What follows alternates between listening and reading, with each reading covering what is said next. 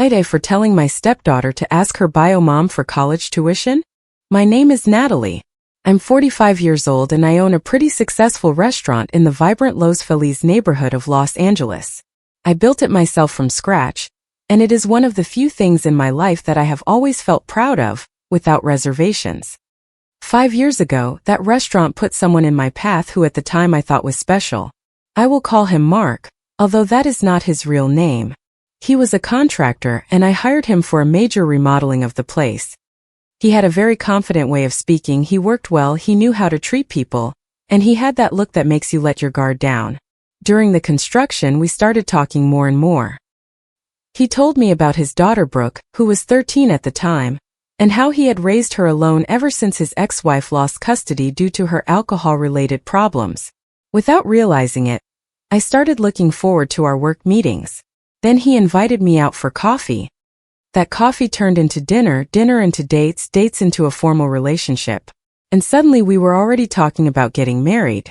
Everything seemed to fall into place in a way that was almost too good to be true. Mark was attentive.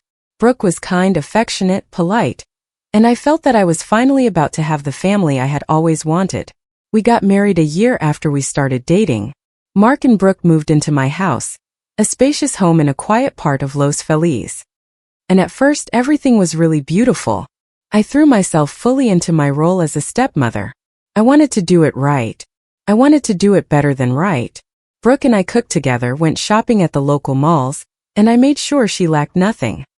I paid for family vacations, bought her clothes, and gave her comforts that I did not even dream of at her age. Brooke saw her mom from time to time, and that never left me completely at ease because of everything I knew about her. According to Mark, in her worst moments she had caused several incidents at home because of her drinking, and that was why she had lost custody. He insisted that it was important for Brooke to maintain that bond and that Tina, which is what I will call her, was doing better. At the end of the day, she is still her mom, Mark would tell me every time I showed concern, and Brooke needs to feel that her mom loves her. Over time I realized that the subject was more delicate than it seemed. The slightest comment about Tina was enough to make Brooke defensive. It did not matter how much that woman had failed. Brooke clung to any memory, to any small gesture, as if she needed to convince herself that her mom was not as bad as everyone said. I tried to be careful. I never wanted to make her choose between the two of us. The only time I saw Tina up close at one of Brooke's high school events, she did not seem like a stable woman to me, much less recovered. There was something in the way she stood still and yet swayed a little, in the way her eyes never quite focused on anything, that made me think she was still struggling with alcohol. But I kept quiet. In the end, I was the stepmother. Nothing more.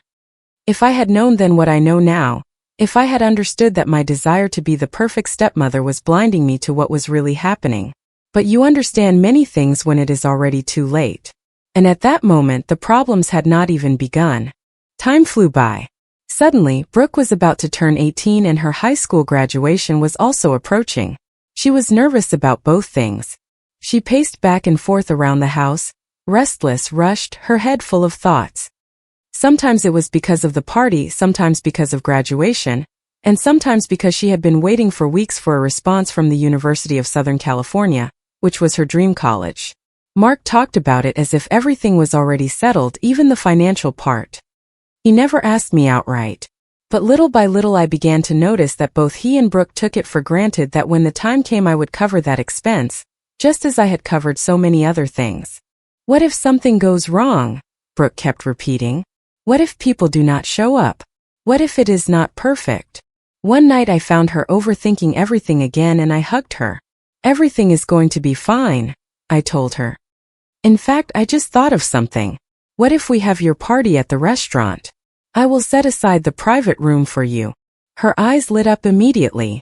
My restaurant had already become a well-known place in the area, the kind people show off in photos. And Brooke had been wanting to take her friends there for months. Really? She almost screamed as she pulled out her cell phone. No way, it is going to look amazing. Everyone at school is going to die. I fully devoted myself to the preparations. I wanted that night to be perfect for her. I even took her dress shopping. She chose a beautiful, elegant blue one that made her look older. I felt like crying when I saw her in the fitting room. One afternoon, while we were going over details in the kitchen at home, I asked her how many people she was planning to invite. She stayed quiet for a second, fiddling with a napkin between her fingers. About 30 people. Perfect. Then send me the guest list so I can properly calculate the space and the food. I have not made it yet, she replied very quickly. Just calculate for 30 people, please. I know now that I should have insisted on that list. I should have asked for names, confirmed, double-checked. But at that moment I was so focused on making everything perfect that I just nodded and kept going with the rest. The day of the party arrived and everything looked spectacular. The private room was decorated with very good taste. The food turned out excellent, the flowers matched her dress, and Brooke looked gorgeous. There were Mark's relatives, Brooke's friends taking pictures everywhere, pleasant music, attentive waiters. Since we frequently hosted private events at the restaurant, we always had at least 2 security guards keeping an eye on the entrance and the hallway leading to the room. For a few hours I thought all the effort had been worth it. And then Tina walked in. I recognized her as soon as I saw her. She came walking in with that unsteadiness I had noticed before, barely held up by the sheer habit of not falling over. She had glassy eyes and an out-of-place smile as she announced, in a voice that was way too loud, that she had come to congratulate her daughter. In that moment I understood why Brooke never wanted to give me the guest list. She had put her on it herself, and they let her through at the entrance because she said she was going to the birthday girl's event. I was sitting next to Brooke when Tina approached our table. She looked at me with such open contempt that it sent chills down my spine. "Move," she told me, waving her hand as if shooing something away. "That seat is mine. I am her real mom, not you." I kept my calm as best I could. "There are available seats at the next table with the rest of the guests. If you want, I can walk you over so you can sit there." "No," she blurted out, almost yelling. "This is my seat. You get out of my seat. Who do you think you are?" I turned to look at Mark, hoping he would finally step in, that he would say something, anything to defuse the tension. But my husband just sat there with his face red, looking at his plate as if it were the most important thing in the world. I took a deep breath. It was my restaurant, it was Brooke's party, and I was not going to let everything get ruined if I could still help it. "I am going to say this very clearly," I told Tina, looking straight at her. "You have 2 options. You either sit at the next table with the rest of the guests, or I ask security to escort you to the exit." Her face changed instantly. "Oh, just look at you," she spat. "The lady with money wanting to boss everyone around. Do you think you can buy everything? Buy my husband? Buy my daughter's love?" Around us, people were already pretending not to look, but of course everyone was listening. My regular customers, who were having dinner in other areas of the restaurant, were looking out of the corner of their eyes. The staff had stood still, waiting for a signal from me. "You came here with your fancy restaurant and your big house," Tina went on, getting more and more agitated. "And you think you can erase me because you have money? Well, no, family cannot be bought." Before anyone could react, she grabbed a plate and threw it on the floor. The crash of the breaking dishes left the room in silence. Then she threw another and another one. The food spilled all over the floor and the decorative rug in the room that we had just replaced weeks before. I caught the eye of the head of security and gave him a brief nod. He and another guard approached immediately. "Ma'am, it is time to leave," he said firmly, taking her carefully by the arm. I saw her protest and raise her voice as they escorted her down the hallway toward the entrance. Their voices could still be heard until the main door finally closed.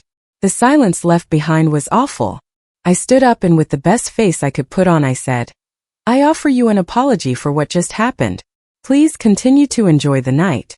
The next round of drinks is on the house." The regular customers slowly went back to their conversations.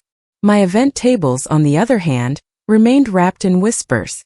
I saw the glances at Brooke, at Mark, at me. I knew that by the next day the gossip would be everywhere, in messages, in stories, in school group chats. Brooke sat there, pale, pushing her food around with her fork with no appetite at all. The blue dress, which a few hours earlier made her look radiant, suddenly made her look very young. "My head hurts," she said after almost an hour of uncomfortable whispers in a very low voice. "Can we go?" The party fell apart very quickly. People started leaving with polite excuses, but I could hear the hushed comments as they walked past the door. Poor Brooke, did you see her mom? I cannot believe what happened. As soon as we got home, Brooke went straight to her room. I went upstairs after her. Brooke, can we talk? No, not right now. I need to be alone. And she shut the door in my face.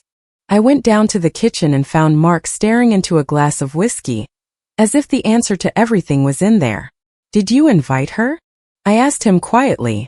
Did you tell Tina about the party? He shook his head. No, I would never do that. And in that instant everything clicked. I understood why Brooke had avoided giving me the guest list. I understood why she did not want to show it to me. She had invited her mom herself. Despite everything, despite the history, despite knowing perfectly well how that could end. The morning after the disaster, Brooke came down for breakfast looking terrible, as if she had not slept at all. She sat in her usual spot, not looking at anyone. How are you feeling, sweetheart? I asked, trying to sound normal.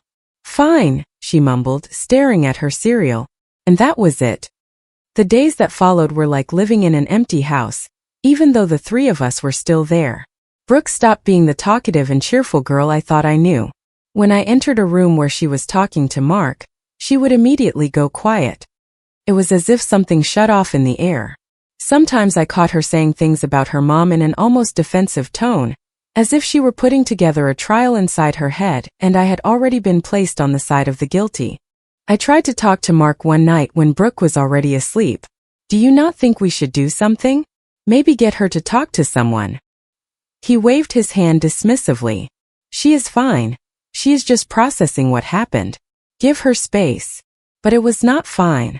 None of that was fine. Despite the tension, we went to Brooke's graduation ceremony. Mark and I sat among the other parents and I clapped until my hands hurt when they called her name. She looked beautiful in her cap and gown. At one point she turned to where we were and smiled.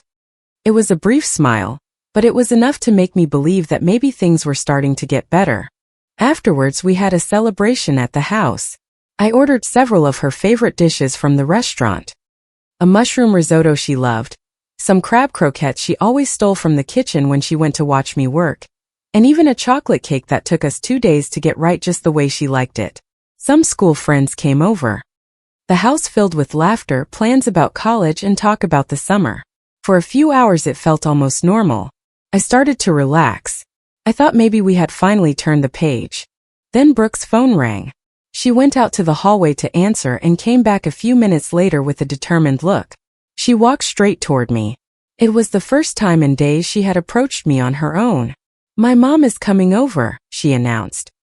She wants to congratulate me on my graduation. My stomach dropped to the floor. No, that is not going to happen, I replied immediately. Brooke, think about what happened on your birthday. She showed up after having too much to drink, caused a major scene and damaged things. That was your fault, she interrupted, raising her voice at me. None of that would have happened if you had let her have her seat. She is my real mom. You just had to move. I froze. All those days of silence, all that distance, and in the end this was what she had been thinking, that the one to blame was me. I turned to look at Mark in desperation. Mark, please say something to her. Tell her that her mom's behavior was completely out of line. But he did the same thing as always. He looked down, stayed quiet once again in that cowardly silence I was getting used to. And right then something broke inside me. 5 years trying to be perfect, 5 years measuring my words, giving in, making excuses, doing the impossible to make that family work. It all crashed down on me at once. Listen to me closely, I told Brooke. That was my restaurant. I organized your whole party. I bought you that dress you wanted. I did everything possible so your night would turn out perfect. And your mom showed up after having too much to drink. She made a scene and destroyed things. She did not even bring you a gift. The only thing she brought was chaos and embarrassment. Brooke's face changed instantly. She went from angry to openly furious. There it is, she yelled, throwing her hands up. It is always the same with you. I paid for this, I bought that. Do you think because you have money you can control everyone? She turned to her friends, who were standing in the living room looking visibly uncomfortable. My mom is coming over, she said with a bitter laugh. Great, I am dying for someone normal to finally arrive at this house. And she pointed at me as if I were something dirty. Your mom is not coming into this house, I said firmly, trying to keep my voice from shaking. That was what made her completely lose control. You are not my mom, she screamed at me. You are nothing to me. You are nobody. Who do you think you are to tell me what to do? Stop meddling in my life. You are just a woman my dad married for money. The whole living room went silent. Brooke's friends did what people do when they witness something they do not know how to handle. Some looked at their phones, others at the ceiling. Nobody knew where to look. Then Brooke turned back to them. Let's go. I do not want to celebrate here in her house. She stressed the word her with a contempt that I can still hear today. They left one by one quickly without making eye contact with me. The door slammed shut so hard that the windows rattled. I stood there in the empty living room, surrounded by half-eaten plates and abandoned glasses, feeling like I had just been run over. I thought that now finally Mark would react, that after hearing his daughter speak to me like that in my own home, he would have to say something. He cleared his throat, and when he spoke, his voice came out cold. You had no right to throw the house and the money in her face. You had no reason to remind her that all this is yours and that you paid for everything. That was very wrong. I looked at him in disbelief. Are you serious right now? Where were you when your ex-wife was causing that major scene in my restaurant? Where were you 5 minutes ago when your daughter was screaming at me in front of her friends and classmates? You are the adult, he replied in annoyance. You are supposed to know not to fight with an 18-year-old girl, and you are supposed to know how to stop hiding every time there is a problem. I shot back. But that is your thing, right? Staying quiet while your ex-wife and your daughter treat me like I am worthless. Well, it is over. I am not going to keep putting up with all this. Mark stormed upstairs, and a few minutes later I heard him slam the door to the guest room. The next day, still very early, breakfast was like a funeral. Mark picked at his eggs without looking up. I was about to get up when Brooke appeared. She was still wearing her graduation party clothes.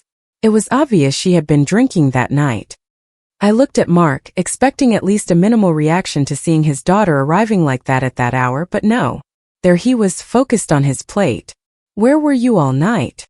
I asked, making a huge effort to keep calm. Brooke looked at me with bloodshot eyes and an expression full of contempt. You do not care. You are not my mom, you are nobody. You are just in the way in this house. Then she turned around and stumbled upstairs. Mark remained silent. The following week was unbearable. Brooke would not even speak to me directly anymore. She talked about me as if I were a piece of furniture. Dad, tell your wife to pass me the salt. Or she would walk into a room and say, this woman is in my way. I decided to stay quiet and observe. After 5 years of trying to be the ideal stepmother, I was just tired. If they wanted to show who they really were, go ahead. And boy did they ever. It was Sunday. Mark and I were having dinner again in that thick silence that had already become a habit when Brooke walked into the dining room waving her cell phone, as if she had just received the news she had been waiting weeks for. Dad, I got accepted, she yelled, almost jumping. Yes, I got into the University of Southern California. It was my top choice. I saw her hug her dad. Both were smiling happily. Then Brooke let go of him, and with a sly smile she said to him while looking at me, tell your wife she has to pay my tuition. I do not know how to explain it, but in that moment something in me simply settled, as if a door had locked from the inside. I smiled.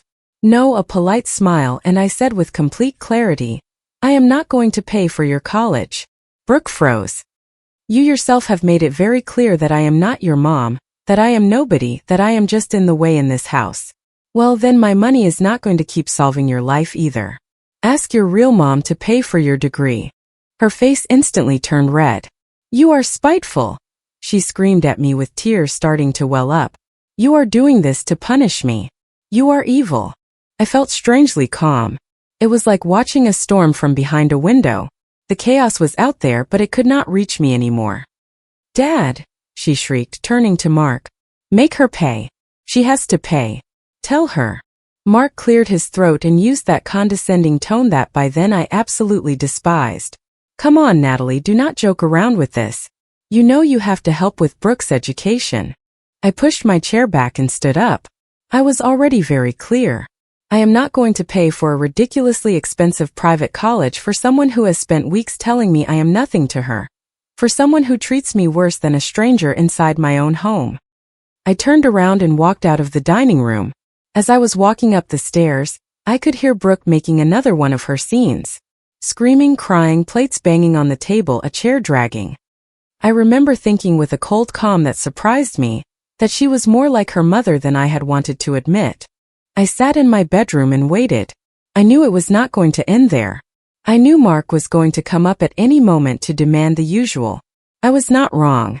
About 30 minutes later, he threw the door open and walked in with his face flushed.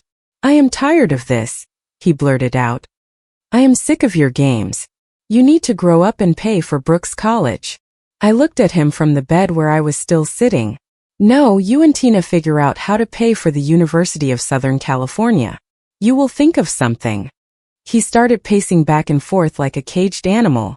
"You are being selfish. She is a kid. You are the adult. It is your turn to be the mature person."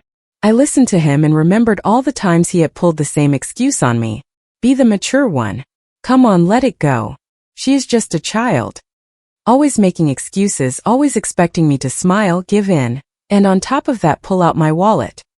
"A girl who is old enough to know what she says and what she does," I replied.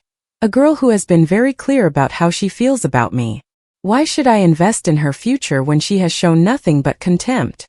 Mark stopped and glared at me fiercely. "Then I will make it easy for you. You either pay for Brooke's college, or I am asking for a divorce." He was sure I was going to give in, sure I was going to get scared, cry, beg him, sure I was going to do what I had been doing for 5 years. I shrugged. "Okay, let's get divorced." The look on his face would have been almost funny under different circumstances. He stood there staring at me with his mouth half open, not knowing what to say. "First thing tomorrow morning I will call my lawyer," I added. "And in the meantime, you and Brooke can start looking into where you are going to go." He stood perfectly still for a while, as if he could not quite grasp what had just happened. Finally he left the room and closed the door slowly. The next morning I went downstairs and found Mark and Brooke sitting in the dining room waiting for me. It was all too staged to be a coincidence. Brooke with red eyes. Mark putting on his reasonable dad face. I almost laughed. "Natalie," he said, smiling in that manipulative way that for years I had confused with calmness. "We have all thought things over." Brooke nodded right away, as if they had agreed on the exact timing. "Yesterday we all overreacted," she said in a sweet voice that I found more offensive than her screaming. I stood at the entrance to the dining room and felt something I had not felt in a long time. Clarity. A clean, ice-cold clarity. "Look," Mark went on, using that reasonable tone he brought out when he wanted to convince someone of something that really only benefited him. "We are family. Families fight, but they also make up. And since you were the one who took this so far with the college thing, it would be a great gesture if you took the first step." Brooke chimed in immediately as if they had rehearsed it. "Yes. And if you do help me with the tuition, it would be a way to show that you really care about fixing this." Not one real apology, not one word about the broken plates, the yelling, the humiliation, the damage at the restaurant, or the way they had treated me for weeks. Nothing. They wanted to skip straight to the money without going through the shame or making amends. That was when I realized they were not sorry, they were just worried. "How curious," I said, taking out my cell phone. "Because 5 minutes ago I hung up with my lawyer. Today she is going to have everything ready to start the divorce." The change in their faces was instant. Brooke's sweet smile vanished. Mark's face turned that shade of red I already knew too well. I turned to look at Brooke. "Congratulations. You will no longer have to deal with me meddling in your life. That is what you wanted, right?" This time she actually burst into real tears, but by that point it did not move me. Mark stood up so fast that he knocked his chair over. Without saying a word, he ran upstairs. Shortly after, I started hearing drawers opening. Closet doors, suitcases, heavy footsteps. They packed in silence. There were no more speeches or posturing. There were no more calculated tears. Just the noise of two people filling suitcases and slamming doors. I thought everything ended right there. I was wrong. That very night the messages started. First Mark. "We all said things we did not mean. Let's talk like adults later. Brooke. Sorry if I hurt you, but you are also being very unfair about the college thing. I did not reply. Then they changed their tune. You are destroying this family because of your stubbornness. What joy will you get out of being alone with your money? You will regret it when you are older and have no one. The divorce went through quickly, partly because I had made sure from the beginning to protect what was mine. We had gotten married with a prenuptial agreement for separate property, and everything was well documented. Mark tried to fight it, of course, but my lawyer stopped him cold. He did not take anything, not a single cent from the restaurant's profits, not a single cent from my savings. From time to time I find out things about them through mutual friends. They live in a small apartment, much farther from Los Feliz and very far from the life they led with me. Brooke did get accepted into the University of Southern California, but she could not enroll and now works at a shopping mall. Mark has tried to get his contracting business off the ground again, but from what I know, he has been doing well.